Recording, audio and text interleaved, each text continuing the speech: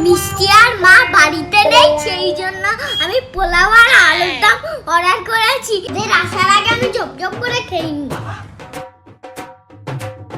এই সৃষ্টি সুন্দর গন্ধ বেরাচ্ছে, মা কি রান্না করেছে? কি পোলাও আলুর দম খাচ্ছিস? না তো, মা বানায়নি তো। এটা 3 সপ্তাহ বাসি খাবার। তুই বাসি খাবার খাচ্ছিস? ফেলে দেবো, তাই গরম করে খাচ্ছি। ওটা বাসি খাবার খাস না, পেট খারাপ করবে। আমি খাচ্ছি, আমার শরীর খারাপ হোক কোনো ব্যাপার নেই।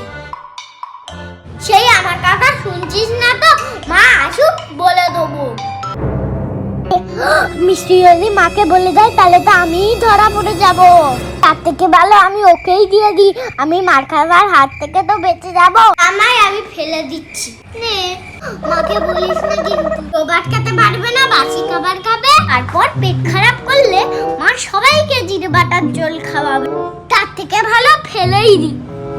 জমানো টাকায় খাবার অর্ডার করেছিলাম খাবো বলে, এখন পুরোটাই মিষ্টিকে দিয়ে দিতে হলো। এর দিয়ে ভাগ করে খেলেই ভালো হতো। কিছুটা তো পেতাম। আমার সাথে এমন হয়।